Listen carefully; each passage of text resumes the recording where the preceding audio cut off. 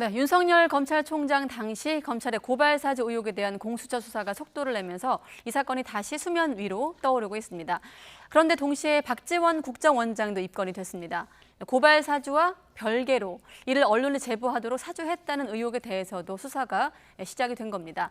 또 이른바 50억 클럽으로 불리는 사람들의 명단까지 실명까지 공개되면서 대장동 의혹은 여야 공방 또한 더 치열하게 전개되고 있습니다.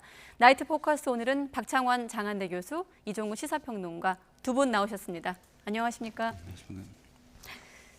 네, 고발 사주 의혹 조금 시간이 또 지났기 때문에 잠시 또 잊은 시청자분들을 위해서 간략히 또 도식화를 해드리면, 그러니까 이게 정점식 의원을 중심으로 어디로 향했는가까지는 이제 규명이 됐는데 여기까지 오게 된 초안 전달, 이 고발장 초안의 어떤 유통 경로로 정점식 의원이 지목이 됐는데 지금 공수처가 의심하고 있는 대목은 어느 부분이라고 보십니까? 그러니까 저 총선 당시에 이제 그 총선이 있고 나서 8월 달에 최강욱 의원에 대한 이제 고발장이 국민의힘에서 접수가 됐는데 이 고발장이 지금 이제 최근에 논란이 됐던 그 총선 직전 4월 손준성 보냄이라고 하는 거기에 나와 있던 고발장 내용과 뭐 토시 빼놓고는 거의 똑같다. 자, 그러다 보니까 이 국민의힘 정점식 의원에게 간 고발장은 그럼 도대체 누구에게 받은 거냐?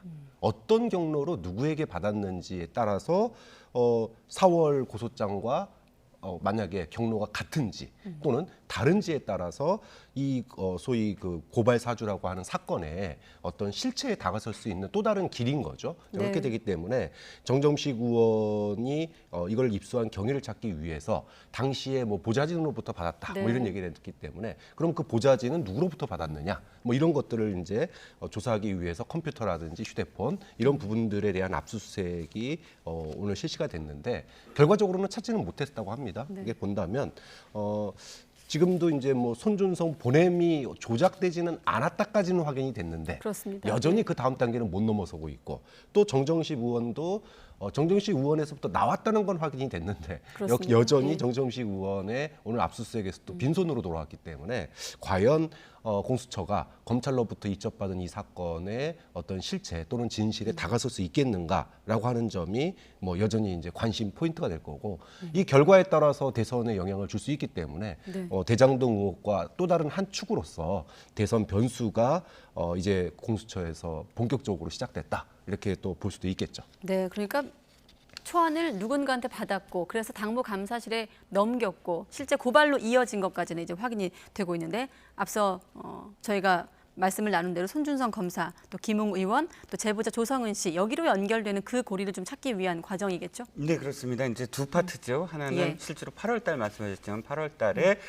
법률 지원 단장이었던 정점식 의원이 당무감사실에 보낸 그 실제로 고발된 그 이 고발장의 실체가 하나 있고 사실 이 사건의 발단이 됐던 건 말씀하셨듯이 김웅 의원과 조성은 씨가 그 고발장과 관련해서 김웅 의원이 보냈다는 그 고발장과 같은 것이냐. 그러니까 중간에 딱 그 정정식 의원이 고리가 돼 있으므로 그 고리에서 확실하게 만약에 오늘 압수수색 현장에서 그것이 발견됐을 때, 즉 초안이 발견됐을 때 앞서 고발장과 그러니까 처음에 이제 그 김웅 의원이 보냈다는 고발장과 고발장의 실체가 실제로 이 고발된 조 변호사한테 고발된 그 고발장과 같은 것이라면 이제 확실하게 그 고리를 찾아낸 것인데 어쨌든 못 찾았습니다. 근데 이제 그 근거가 됐다는 것이 이번에 조성은 씨와 조성은 씨의 핸드폰에서 김웅 의원과의 녹취록을 풀면 쓰면서 네. 몇 가지 대검에 가져가라라는 그런 내용을 포함해서 상당 부분이 이제 밝혀졌다는 거예요. 입증됐다는 거예요. 그래서 네. 그걸 바탕으로 해서 정철식 의원 압수수색을 했다는 것인데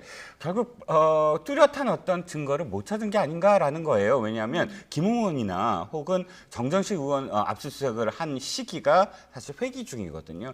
회기 중에 이렇게 압수수색을 한다는 건 그만큼 확실한 증거를 찾아서 나중에 오는 어떤 비판이라든지 또 뭐 정치적인 어떤 그런 이야기들에서 구설에서 휘말리지 않게끔 돼야 되는데 두 번 다 성과가 없었다는 건 어쨌든 공수처의 어떤 수사 능력에 대해서 비판을 받을 여지는 있다는 겁니다. 네, 앞서 화면에 지나갔던 그 중에 이제 물음표로 되어 있던 부분을 공수처가 의심을 하고 이번에 이제 핵심 규명 쟁점 대상이 되지 않을까 싶은데 압수수색을 하니까 당장 이제 지난번 김웅 의원을 포함해서 야당 탄압이라고 국민의힘은 주장을 하고 있습니다. 대선 전국의 지금의 이 같은 공수처의 수사, 물론 또 화천대유, 대장동 의혹이 별도로 있습니다만 이 고발 사주 의혹은 지금 어떻게 작용하고 있다고 보십니까?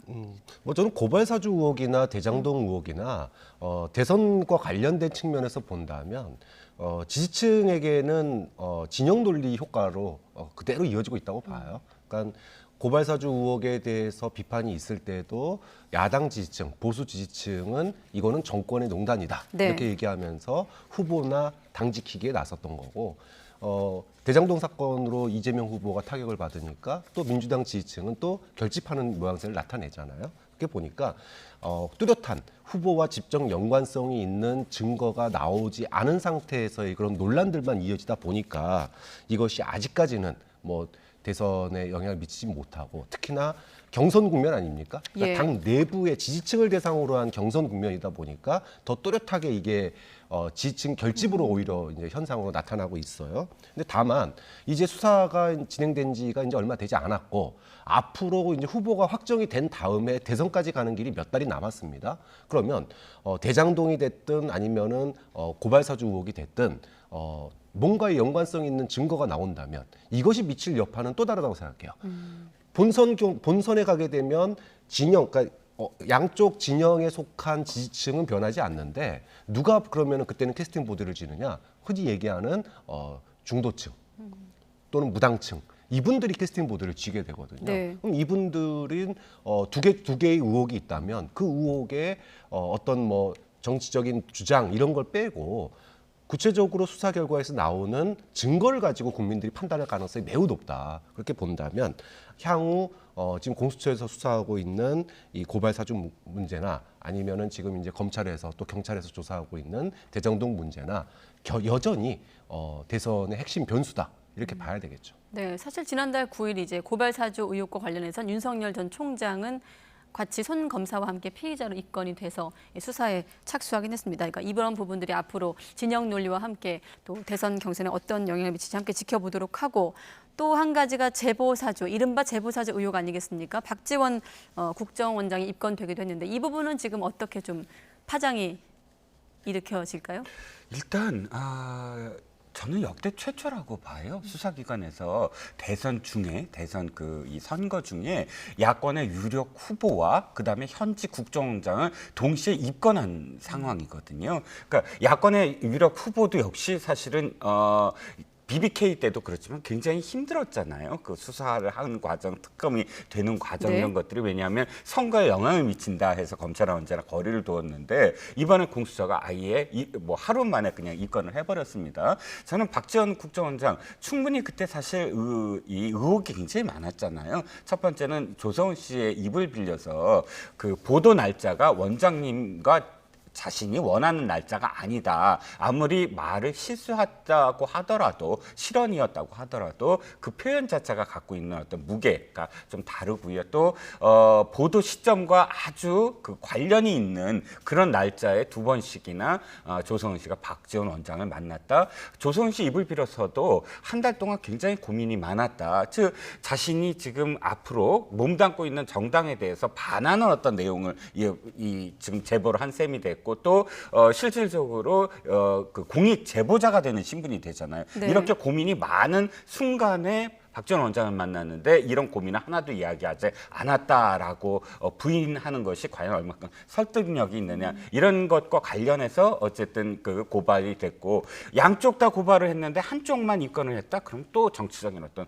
고려사항이 되지 않겠습니까? 그래서 입건이 됐다 그래서 무조건 무엇인가에 어떤 그 공소를 하고 뭐 그 재판에 가는 것은 네. 아니니까 이 입건이라는 자체는 양쪽의 균형을 맞추려는 또 공수처의 어떤 고육책이 아닌가라고도 보여집니다. 그러니까 입건했다고 해서 바로 뭐 박지원 원장이 관여했다거나 국정원이 좀 개입을 했다는 사실을 바로 연결할 수는 없습니다만 그건 윤석열 후보도 마찬가지고. 네, 그러니까 균형을 좀 맞추기 위한 절차로 보인다는 해석이시고요. 네, 뭐 저도 뭐 수사의 형평성 차원에서 아마 같이 입건한 거다 이렇게 봐야 될 것 네. 같아요. 그런데 이제 지금 박지원 원장 같은 경우에는 두 가지 건으로 고발이 됐거든요. 그러니까 하나는 그동안 언론에서 나왔던 소위 고발 사주 조성은 씨와 소위 그 언론에 이 제보를 하기 위한 어떤 사주를 한 거 아니냐라고 하는 부분이 하나고 이것이 이제 논란이 되고 난 다음에 소위 박지원 원장이 이제 그 뒤에 인터뷰를 통해 가지고 네.